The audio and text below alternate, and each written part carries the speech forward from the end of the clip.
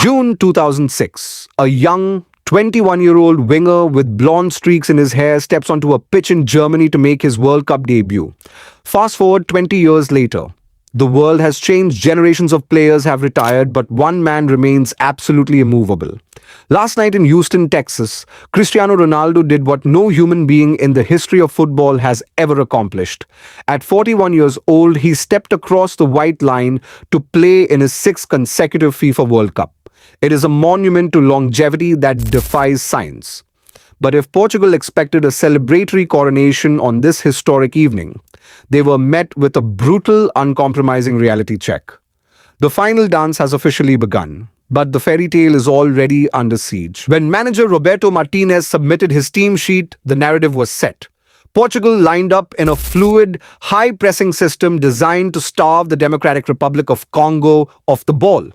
And early on, the formula looked perfect. With Vitinha and Bruno Fernandes pulling the strings from deep, Portugal operated like a highly tuned machine.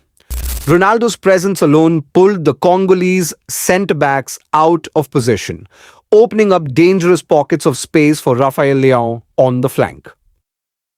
Every single touch by the Portuguese captain was greeted by a deafening roar from the 70,000 fans packed inside the NRG Stadium.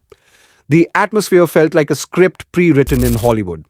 But beneath the history-making surface, a tactical fault line was beginning to show. Football doesn't care about records. In the second half, the DR Congo executed a defensive masterclass that will be studied for the rest of the group stage.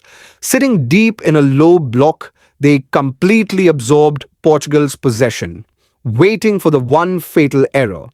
And in the 62nd minute, it arrived. A loose pass in the midfield triggered a lightning-fast counter-attack.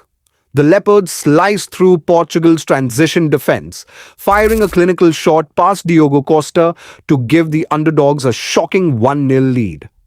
The stadium fell into a stunned silence. For 15 minutes, panic set in. Portugal threw everything forward. Ronaldo dropped deep to jumpstart the attack, his frustration visible with every passing second. Finally, the breakthrough came. It wasn't a beautifully woven team goal, but a moment of sheer determination. A scrambled finish following a set piece that saved Portugal's blushes and leveled the score at 1-1. While a point prevents an absolute disaster, this opening draw leaves Group K wide open and ignites a fierce national debate that will dominate the airwaves from Lisbon to Porto. The question is no longer whether Cristiano Ronaldo is a legend. That is settled. The question is whether his pursuit of personal milestones, including his chase for a mythical 1,000th career goal, is actively disrupting the fluidity of a golden generation of Portuguese talent. With generational speedsters like João Felix and Francisco Conceição waiting on the wings, Martinez faces an impossible puzzle. Does he bench the greatest icon his country has ever produced to unlock a faster style of play? Or does he trust that Ronaldo's legendary clutch gene will deliver when the stakes are highest? With a highly dangerous Colombian team up next, Portugal has absolutely zero margin for error. The road to the elusive World Cup trophy just became a mountain to climb. But now the microphone belongs to you.